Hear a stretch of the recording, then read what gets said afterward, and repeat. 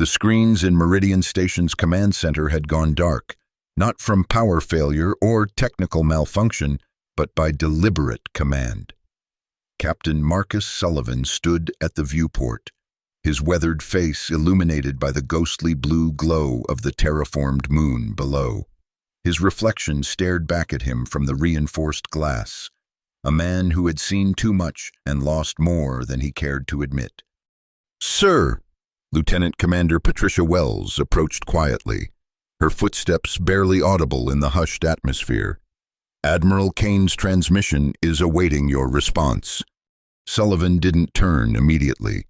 His eyes remained fixed on the lunar surface, where the Earth Defense Confederation's outpost sprawled across the regolith like a metallic spiderweb. "Have we confirmed the casualty count?" "Yes, sir. 50,000 confirmed dead on Haven Prime." Sullivan closed his eyes briefly. Among those 50,000 had been Eliza Chen, his daughter's best friend since childhood. They had grown up together on Earth, two bright stars with futures as vast as the cosmos they would eventually explore. Now one light had been extinguished forever. "What does Richard want?" Sullivan asked, finally turning to face Wells. "Admiral Kane is convening an emergency council. The Zelkari have released a transmission. He wants you present for the viewing." The captain's jaw tightened. "I'll be there in 5 minutes." After Wells departed, Sullivan allowed himself one final moment of private grief. His fingers brushed against the small holographic projector in his pocket, a birthday gift from his daughter that contained family memories, including several with Eliza. The guilt weighed heavily on him. While he had been safely coordinating defense strategies from Meridian Station, Haven Prime citizens had faced annihilation. Sullivan straightened his uniform and made his way through the station's corridors. The usual bustle had been replaced by a tense silence. Crew members moved with purpose, their faces masks of controlled emotion. Everyone had lost someone on Haven Prime. The War Council chamber was already filled when Sullivan arrived. Admiral Richard Kane stood at the head of the oval table, his imposing figure framed by star charts and tactical displays. Beside him, Dr. Andrew Morrison fidgeted with a data pad, his scientific brilliance evident in the rapid calculations flickering across his screen. "Marcus," Kane acknowledged with a solemn nod, "we're about to play the transmission. Prepare yourself."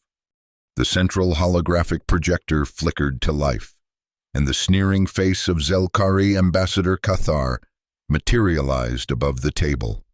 The alien's translucent skin revealed pulsing organs beneath, a biological transparency that belied the opacity of their intentions. "To the leaders of the Earth Defense Confederation," Cathar began, mandibles clicking between words. "The cleansing of Haven Prime should serve as demonstration of our resolve. Your colony harbored resources claimed by the Zelkari Empire since before your species achieved interstellar travel. Your encroachment could not go unpunished." Sullivan's hands clenched into fists as Cathar continued, detailing the methodical destruction of Haven Prime's settlements. The ambassador spoke of the purging as though describing a routine sanitation procedure rather than genocide. "This is but the first. All human settlements in the Outer Rim will be reclaimed. Resistance will result in further cleansing operations. You have 30 Earth days to begin evacuation procedures." The transmission ended, leaving the council chamber in stunned silence. Admiral Kane broke the quiet. "The Zelkari have never attacked a human colony of this size before. This represents a significant escalation." "They're testing our response," Sullivan said, his voice steady despite the rage burning inside him. "They want to see if we'll withdraw from the Outer Rim entirely." Dr. Morrison cleared his throat. "Or they're gauging whether we'll surrender without a fight. Our military vessels are outnumbered 10-1 by their war fleet." "The casualty list," Sullivan said. "I want to see it." Kane hesitated, then nodded to an aide who activated a secondary display. Names began to scroll, an endless stream of the dead. Sullivan watched, forcing himself to bear witness to each one. When Eliza Chen's name appeared, he didn't flinch, but those who knew him well might have noticed the slight tightening around his eyes. "Options," Kane demanded, looking around the table. The debate that followed revealed the fractures within the Confederation's leadership. General Joe advocated for immediate surrender and withdrawal from contested territories. "We cannot match their firepower," she insisted. "Negotiation is our only viable path." Others called for total war, the deployment of planet crackers and other weapons of mass destruction prohibited under galactic treaties. Sullivan remained silent, his eyes still fixed on the scrolling names that had now reached into the thousands. "Captain Sullivan," Kane prompted, "your assessment?" "We fight," Sullivan replied simply, "but not on their terms." "Elaborate." Sullivan finally turned away from the casualty list. "The Zelkari expect us to respond with our naval forces alone. They've calculated their victory based on warship tonnage and firepower, but they've overlooked something fundamental about humanity." "Which is?" Morrison asked. "We don't distinguish between civilian and military in matters of survival. Every human vessel is a potential warship. Every mining laser can be weaponized. Every cargo hauler can be fitted with missile pods." Murmurs spread through the chamber. Dr. Morrison leaned forward, his scientific curiosity piqued. "Are you suggesting we arm our civilian fleet?" "I'm suggesting we arm everything that can fly," Sullivan said. "The Zelkari have always considered our merchant vessels and mining platforms as non-combatants. They don't expect them to fight." Admiral Kane stroked his beard thoughtfully. "The logistics would be immense. Training civilians, retrofitting ships not designed for combat." "We don't have time for extensive training," Sullivan acknowledged, "but we don't need it. Mining crews already know how to operate precision-cutting lasers. Transport pilots understand evasive maneuvers to avoid stellar debris.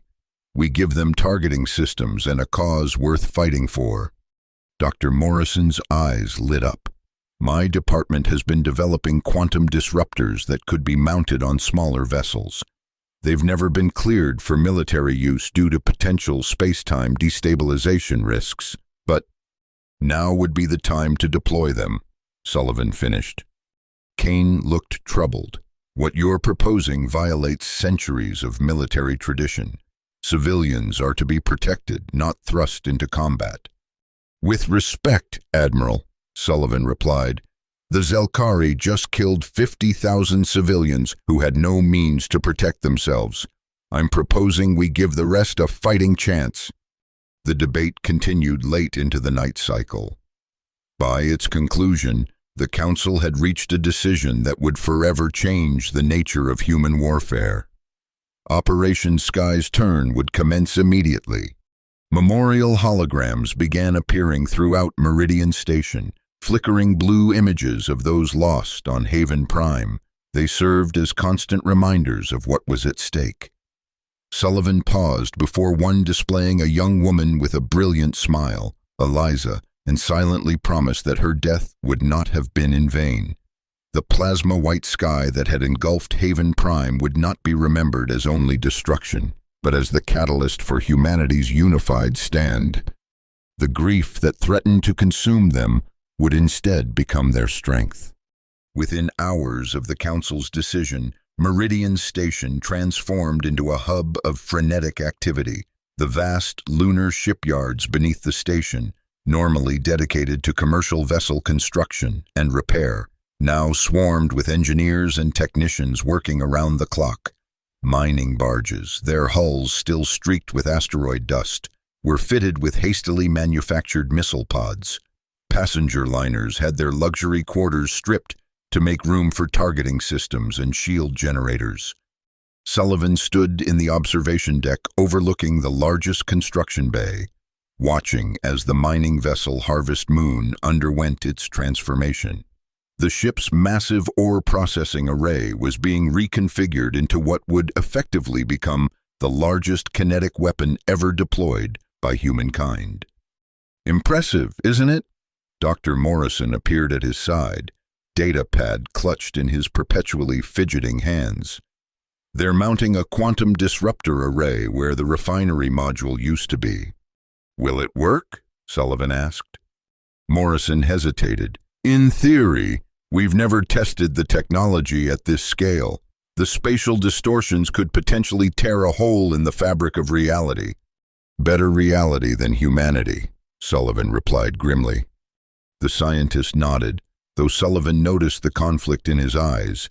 Morrison had dedicated his life to expanding human knowledge, not creating weapons of mass destruction. The quantum disruptor had been designed to revolutionize faster-than-light travel, not obliterate Zelkari warships. I've been running simulations, Morrison said after a moment. If we configure the quantum field to create localized disruptions rather than sustained tears, we might be able to disable Zelkari vessels without risking catastrophic spacetime collapse. Make it happen, Sullivan ordered, and prioritize safety fail-safes. I want these weapons to protect our people, not endanger them further. As Morrison departed, Lieutenant Commander Wells approached with a determined expression that Sullivan hadn't seen before. Captain, she began without preamble, I'm volunteering for the communications officer position aboard the Celestial Voyager. Sullivan raised an eyebrow.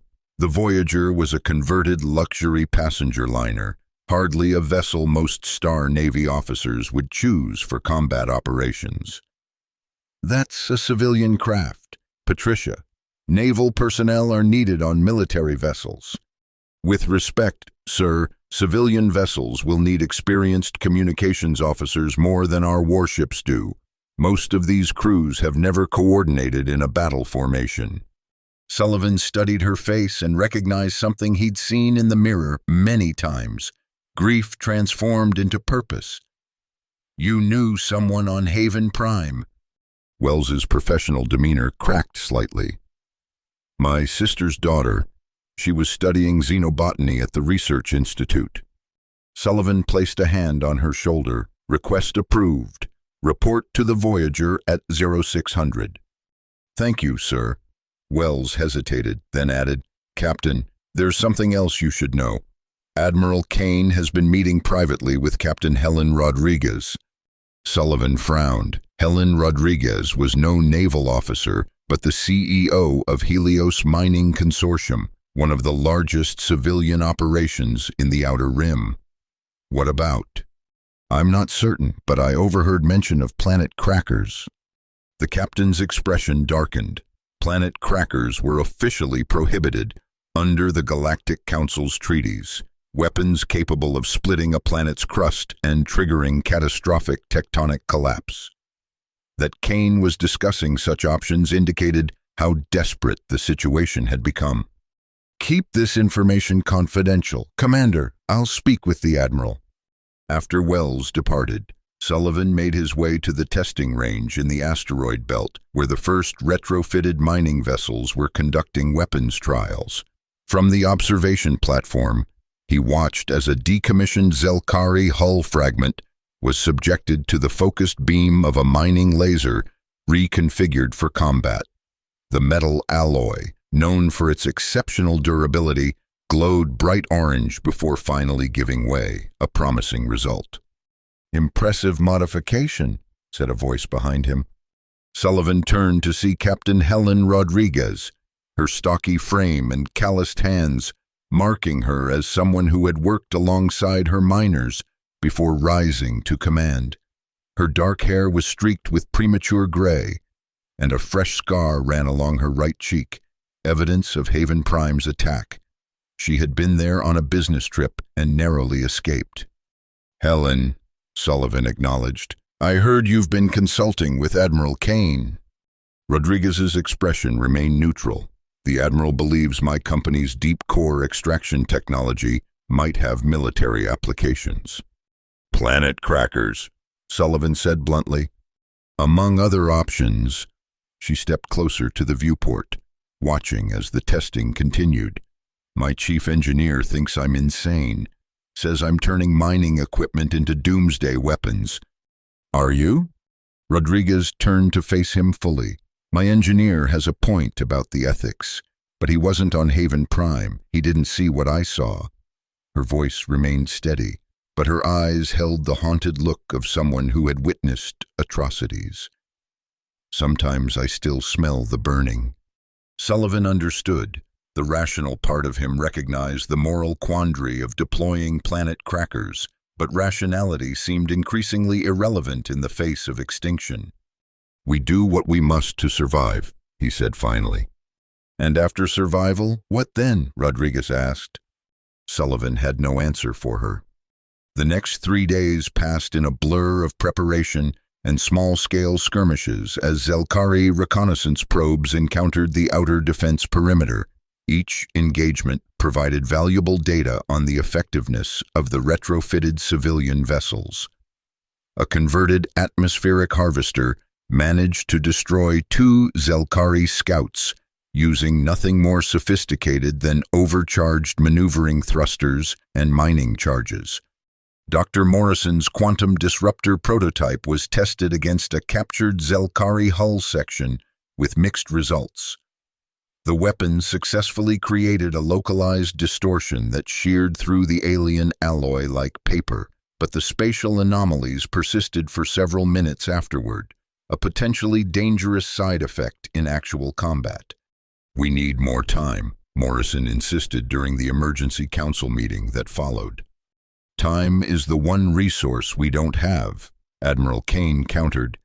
Deep Space Station Prometheus reports warp signatures consistent with a large Zelkari fleet, 300 warships at minimum on direct course for the Meridian system. Sullivan studied the tactical display showing the approaching enemy fleet. Estimated time of arrival? 36 hours, Kane replied grimly. The council chamber erupted in urgent discussion. 300 Zelkari warships against the Confederation's hastily assembled defense force seemed like insurmountable odds. Our naval vessels are combat-ready, General Joe reported, but they number only 27 capital ships and 53 support craft. What about the civilian fleet? Sullivan asked. Lieutenant Commander Wells, who had been coordinating with the converted passenger and cargo vessels, stepped forward. We have approximately 2,000 civilian ships retrofitted with various weapon systems. But, sir, most have never fired a shot in anger. Numbers mean nothing if they can't fight effectively, Joe argued. Sullivan's response was interrupted by an incoming transmission. The holographic projector activated to reveal the face of Commander Derek Thompson aboard the Deep Space Monitoring Station Prometheus. Meridian Command, we have confirmation of Zelkari fleet movement. They've accelerated and will reach our position in 24 hours, not 36 as previously estimated. The revelation sent a chill through the chamber. Their preparation time had just been cut by a third. Admiral Kane stood, his decision made. We deploy immediately. All vessels, military and civilian, will move to their designated positions within 6 hours. He turned to Sullivan. Captain, you'll command Alpha Strike Force. Sullivan nodded, then addressed the gathered leaders. We don't fight like they expect. That's our only advantage. As the council dispersed to their respective commands, Sullivan sought out Dr. Morrison one final time. The scientist was overseeing the installation of quantum disruptors on the last batch of mining vessels. Doctor, Sullivan called, walk with me. They moved through the crowded corridor toward the shuttle bay where Sullivan's transport awaited. The disruptors aren't ready, Morrison said without preamble. The containment fields are unstable. If multiple units fire simultaneously, the spatial tears could cascade. Can you stabilize them? Given a month, perhaps? Given 12 hours? Morrison shook his head. We're gambling with forces we barely understand. Sullivan stopped walking and faced the scientist directly. I know you have reservations. Creating weapons was never your intention, but right now, those weapons represent our best chance of survival. Morrison's gaze dropped to the floor. And if the cure is worse than the disease, if we tear holes in space-time that can't be repaired, then at least we'll have fought on our terms, Sullivan replied. Better to face the unknown than certain extinction. The scientist didn't look convinced, but he nodded reluctantly. I've programmed an emergency shutdown sequence that should contain any cascading effects. The command code is Pandora's Hope. Sullivan committed the code to memory. Thank you, Doctor. Don't thank me yet, Captain. Let's see if we survive to regret this. With those ominous words hanging between them, they parted ways. Morrison to complete his work on the quantum disruptors, Sullivan to assume command of Alpha Strike Force aboard the converted mining vessel Harvest Moon. The ship's bridge bore little resemblance to its original configuration. Mining control stations had been repurposed for weapons targeting, and the central ore processing display now showed tactical information. Captain Lisa Park, the vessel's civilian commander, greeted Sullivan with a crisp salute that seemed slightly out of place, coming from someone in mining coveralls rather than a uniform. Welcome aboard, Captain Sullivan. Harvest Moon is ready for combat operations. Sullivan returned the salute. At ease, Captain Park. This is still your vessel. I'm here to coordinate the strike force, not take command. Park seemed relieved. My crew has been drilling around the clock, but we're miners, not soldiers. Today, you're both, Sullivan told her, and the Zelkari won't expect either. As Sullivan settled into the tactical coordinator station, he opened a channel to the assembled Alpha Strike Force, 50 mining vessels of various classes, each modified for combat. Among them were massive asteroid breakers, like Harvest Moon and nimble prospector ships that would serve as fast attack craft. This is Captain Sullivan to all Alpha Strike vessels. In 12 hours, we will engage an enemy that believes us defeated before the first shot is fired. They see our civilian ships as prey, not predators. Today, we show them their mistake. Throughout the Meridian system, similar preparations were underway. Beta Diversion Force, led by Admiral Kane aboard the Star Navy cruiser Constitution, comprised the bulk of the Confederation's military vessels. Their role would be to engage the Zelkari fleet directly, drawing their attention while Alpha Strike and Gamma Trap moved into position. Gamma Trap, commanded by Captain Helen Rodriguez, consisted primarily of cargo haulers and fuel transports. Hidden among them was the converted deep-core extractor Morning Star, carrying the one-planet cracker that had been approved for deployment, a weapon of last resort. As the human fleet moved into their assigned positions, Lieutenant Commander Wells coordinated communications from aboard the passenger liner Celestial Voyager. Her voice remained steady as she relayed status updates, belying the fear that gripped everyone facing battle for the first time. Alpha Strike in position behind Lunar Shadow. Beta Diversion holding at Lagrange Point. Gamma Trap concealed within the asteroid field. Admiral Kane's voice came through the command channel. All forces maintain communications blackout until the Zelkari fleet exits warp. Remember your training and trust your instincts. Humanity stands together today. Sullivan checked the chronometer. 6 hours until projected Zelkari arrival. He used the time to review the tactical plan once more and to prepare himself mentally for what was to come. The waiting was always the hardest part, the quiet before battle when doubts crept in and fear took root. He removed the holographic projector from his pocket and activated it one last time. The image of his daughter and Eliza Chen appeared, both laughing at some forgotten joke during happier times. Sullivan didn't need to ask himself what they would have wanted. The answer was clear, a future where humanity determined its own destiny, free from extinction or subjugation. With renewed resolve, he deactivated the hologram and focused on the task ahead. 5 hours later, long-range sensors detected the distortion patterns of multiple ships exiting warp space.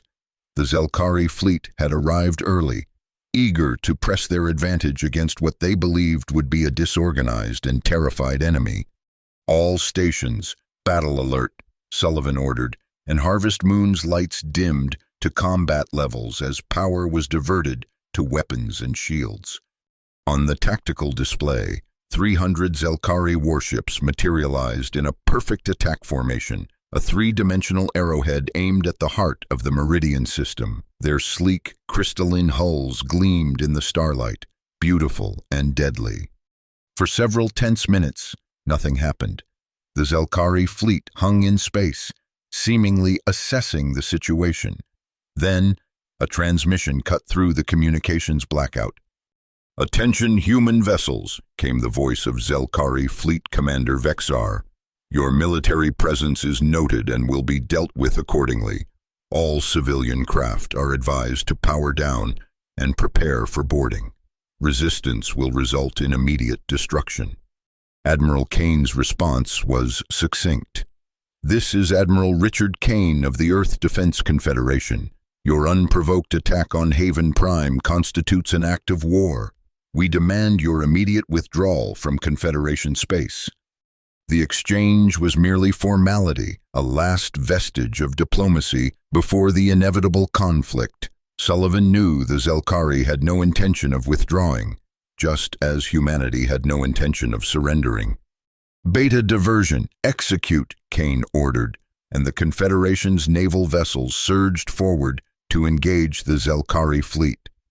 From his position aboard Harvest Moon, Sullivan watched as the outmatched human warships performed admirably against their superior foes. The Constitution led the charge, its advanced shield technology absorbing punishing blows from Zelkari disruptor cannons while returning fire with precision railgun salvos. The Zelkari, as expected, focused their attention on the military threat, ignoring what they perceived as helpless civilian vessels scattered throughout the system. This was the critical miscalculation Sullivan had been counting on. "Alpha Strike, deploy mining drones," he ordered. "Target pattern Epsilon." Across the lunar shadow, 50 mining vessels released thousands of automated extraction drones, small, agile machines normally used to collect ore samples from asteroids. Reprogrammed for combat, they now swarmed toward the Zelkari fleet's flanks, their cutting lasers recalibrated to penetrate ship hulls rather than rock. The first wave of drones reached the enemy vessels before the Zelkari realized the threat. Dozens of small explosions erupted along their formation's edges as the drones breached exterior hulls and targeted propulsion systems. Commander Vexar's voice betrayed his surprise. "All vessels, defensive formation. The mining drones are hostile. Repeat, civilian mining equipment has been weaponized." "Alpha Strike, execute primary maneuver," Sullivan commanded, and the mining vessels emerged from hiding, their massive industrial cutting arrays powered to maximum capacity. Harvest Moon led the charge, its reinforced prow aimed directly at a Zelkari cruiser. The vessel, designed to break apart asteroids, now applied that same brutal force against the enemy warship. The impact shattered the cruiser's crystalline structure, sending fragments spinning into neighboring vessels. Throughout the battlefield, similar scenes unfolded as mining ships performed ramming maneuvers or unleashed salvos from their modified equipment.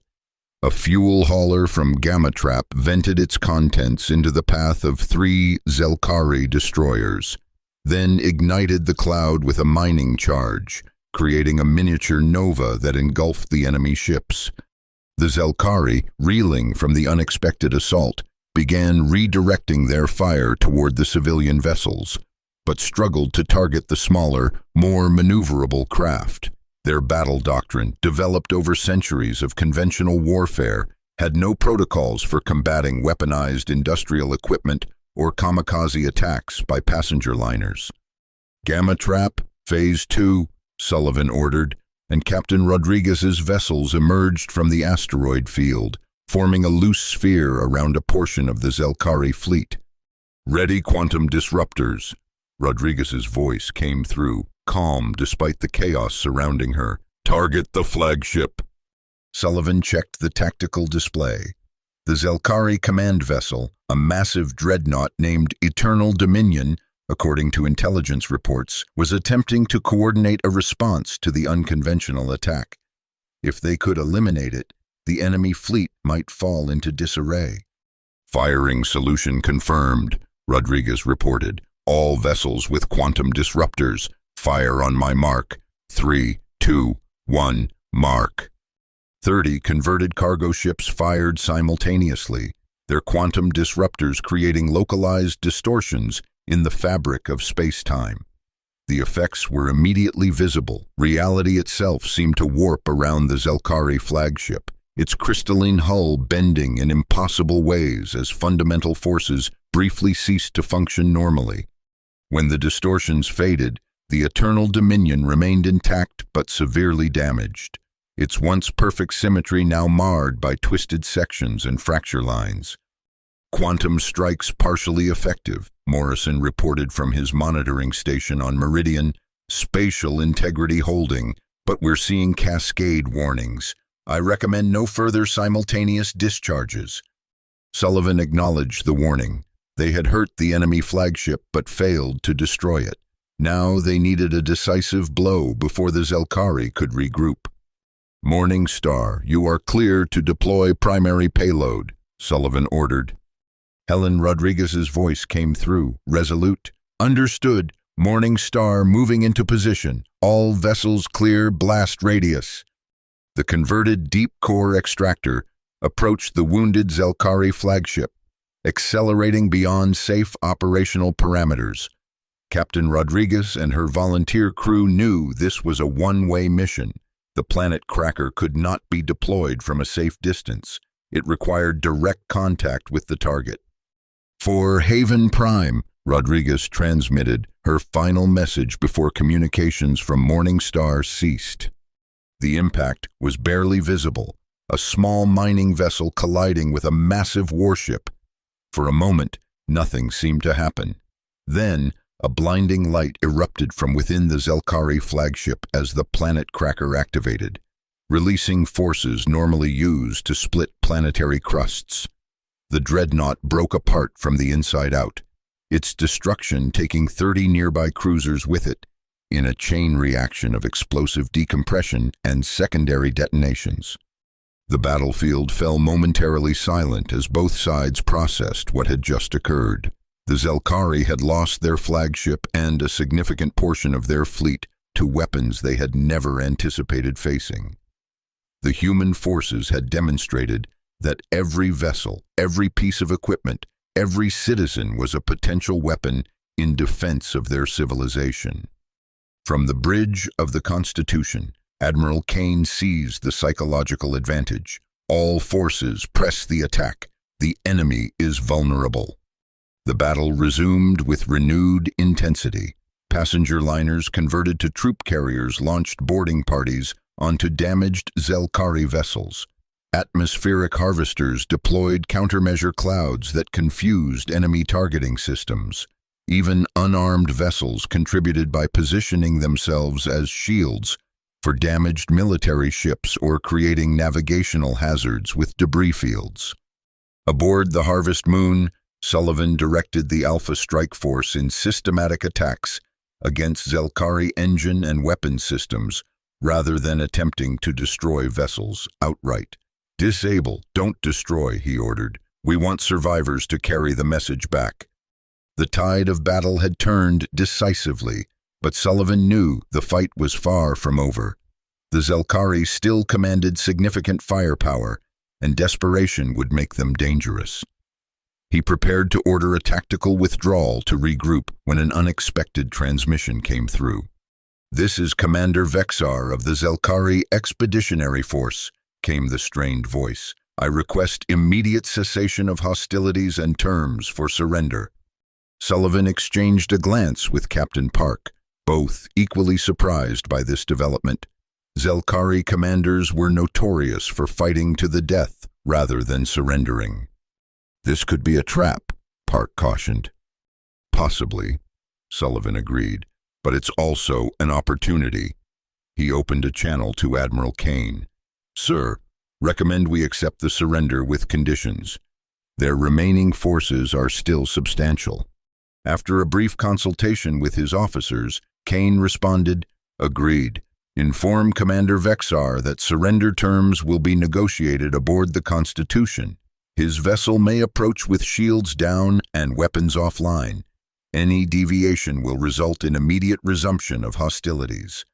The terms were relayed to Vexar, who accepted without hesitation, another unexpected development that put Sullivan on guard.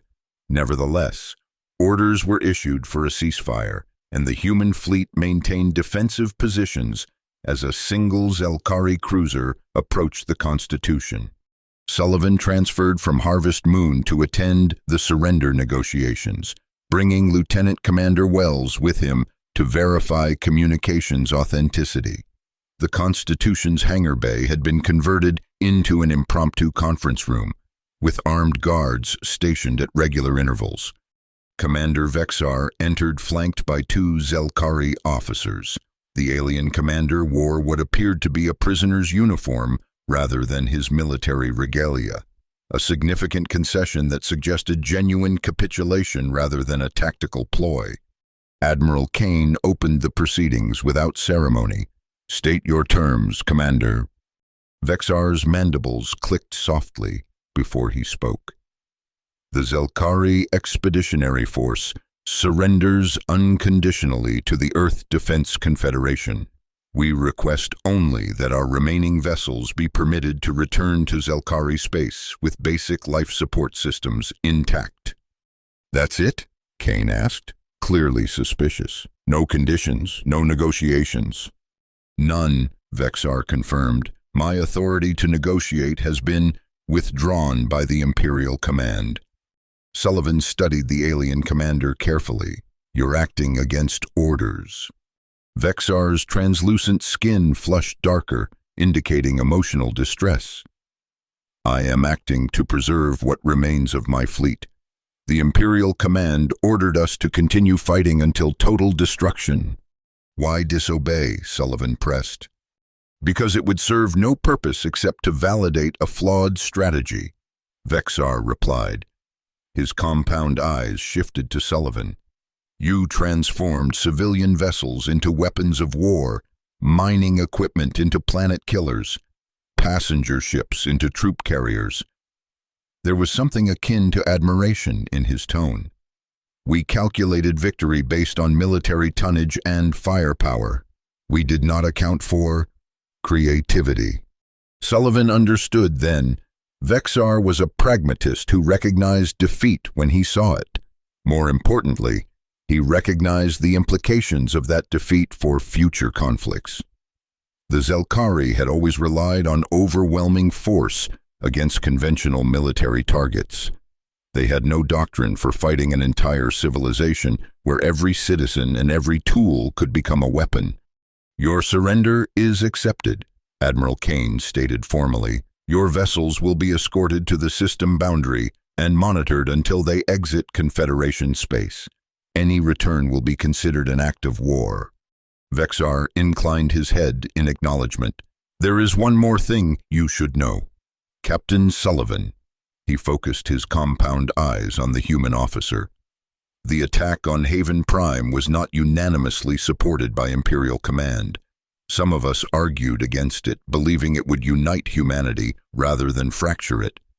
You were right, Sullivan replied evenly. Indeed, and now those who advocated for the attack will face consequences within our hierarchy. Vexar paused. Your response has altered the balance of power within our empire. The militarists have been discredited.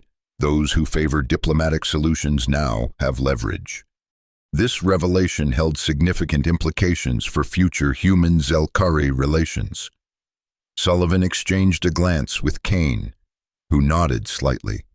This was an unexpected opportunity for long-term peace.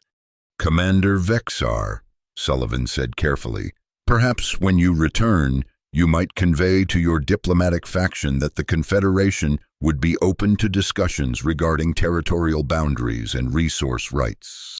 I will convey your message, Vexar agreed. Though I may do so from a prison cell, surrender is not viewed favorably in our culture. Sullivan was struck by an unexpected sense of connection with the alien commander. Both were military officers trying to navigate the complex intersection of duty, ethics, and survival. You're saving lives on both sides, Sullivan told him. There's honor in that. Vexar seemed to consider this perspective. Perhaps, or perhaps I merely recognize that quality can be defeated by quantity when the quantity also possesses quality. His mandibles clicked in what might have been the Zelkari equivalent of a rueful smile. You have both. An impressive achievement. As the surrender proceedings concluded, Sullivan found himself standing beside Lieutenant Commander Wells at a viewport, watching the damaged Zelkari vessels prepare for departure. What happens now? Wells asked quietly. We rebuild, Sullivan replied. Haven Prime first. Then we strengthen our defenses, and perhaps, if Vexar's diplomatic faction gains influence, we work toward a more permanent peace. Do you think that's possible after what they did? Sullivan considered the question carefully. The grief and anger over Haven Prime's destruction remained, a wound that would never fully heal, yet the alternative, endless cycles of retribution and counter-retribution, offered no path forward. It has to be possible, he said finally. Otherwise, what was all this for? In the weeks that followed, news of humanity's victory spread throughout the galaxy, altering the delicate balance of interstellar politics. Allied alien species that had maintained careful neutrality now offered trade agreements and non-aggression pacts. Several even approached the Confederation about military cooperation and shared defense initiatives. The Galactic Council, which had declined to intervene in the regional dispute between humans and Zelkari, suddenly found renewed interest in establishing a protected colony charter with enhanced enforcement mechanisms. The demonstration of humanity's unconventional warfare capabilities had made an impression far beyond the immediate conflict. 6 months after the Battle of Meridian, Sullivan stood on the observation deck of the newly established Haven Station, which orbited the garden world that would eventually replace the devastated Haven Prime. Below, terraforming ships worked to accelerate the planet's transformation into a habitable environment, their efforts funded by contributions from across human space. Admiral Kane joined him at the viewport, his uniform adorned with the new medallion created to honor those who had participated in Operation Sky's Turn. The memorial ceremony begins in an hour, Kane reminded him. As the operations architect, they'll expect you to speak. Sullivan nodded absently, his attention focused on the swirling atmospheric patterns below. Someday, those clouds would part to reveal green continents and blue oceans, a new home for the survivors of Haven Prime and a testament to humanity's resilience. I've been thinking about what to say, Sullivan admitted. How do you honor 50,000 dead without glorifying the war that followed? You remind everyone that we fought not for vengeance but for survival, Kane suggested, and that the greatest memorial to those we lost is the civilization we preserved. The Admiral's communications device chimed, and he excused himself to answer it, leaving Sullivan alone with his thoughts. The captain's hand went to his pocket, where the holographic projector still resided. He no longer activated it as frequently as before. The acute phase of grief had passed, transformed into something more sustainable. Lieutenant Commander Wells found him there sometime later, her uniform now bearing the insignia of Haven Station's communications director. The experience aboard Celestial Voyager had changed her, replacing fear with quiet confidence. The delegation from Proxima Centauri has arrived for the ceremony, she reported, and there's a Zelkari diplomatic vessel requesting permission to attend. Sullivan raised an eyebrow. Zelkari, that's unexpected. Apparently, Commander Vexar has been appointed to their new diplomatic corps. His surrender is being reframed as a strategic assessment that prevented unnecessary losses. Wells' tone held a hint of irony. Politics works similarly across species. It seems, grant them permission, Sullivan decided. Their presence will send a message. As Wells departed, Sullivan made his way to the station's memorial hall, where holographic images of Haven Prime's citizens floated like stars in a simulated night sky. He found Eliza Chen's hologram near the center. The algorithm had placed her based on connections to other victims, creating a visual representation of the community that had been lost. We turned our grief into strength, Sullivan told the silent image, just as you would have wanted. The memorial ceremony that followed brought together representatives from across human space and beyond. Admiral Kane delivered a powerful address about unity in the face of extinction, while Dr. Morrison spoke of technology's dual nature as both creator and destroyer. When Sullivan's turn came, he kept his remarks brief. Haven Prime was attacked because our enemies believed Earth would grieve silently, that we would withdraw in fear and surrender our future. Instead, the sky turned human. Every vessel, every citizen became a defender of our civilization. We transformed our grief into collective strength. And in doing so, we discovered that humanity's greatest weapon has always been our unity. The ceremony concluded with the dedication of the Haven Memorial Garden on the planet below, the first structure to be established on the new world. Seeds from Earth and every human colony would be planted there, creating a living monument that would grow alongside the recovering civilization.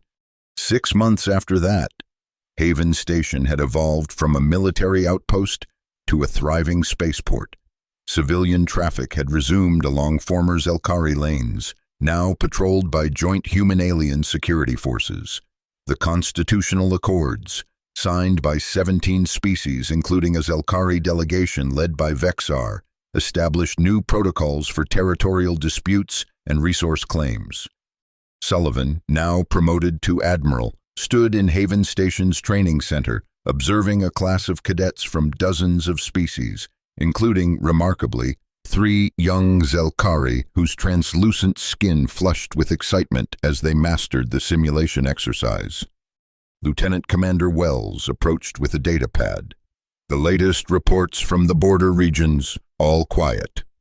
Let's hope it stays that way, Sullivan replied. Do you think it will? She asked. Sullivan watched as a human cadet helped a Zelkari colleague adjust their simulator controls. Enemies 6 months ago, now tentative allies. I think we've earned some peace, he said, and I think we've shown the galaxy what happens when they mistake our capacity for mercy as weakness. As if to emphasize his point, a convoy of vessels passed the station's main viewport, an escort of Confederation military ships surrounding civilian freighters and passenger liners, no longer merely targets to be protected. They represented humanity's dual nature as both builders and defenders. Their combined presence was the most powerful deterrent against future aggression. The grief of Haven Prime would never fully fade. The memorial holograms would continue to shine, reminding future generations of what had been lost. But from that loss had emerged a stronger, more united humanity, one that had transformed mourning into resolve and isolation into alliance. They had believed Earth would grieve silently. Instead, the sky had turned human, and the galaxy would never be the same.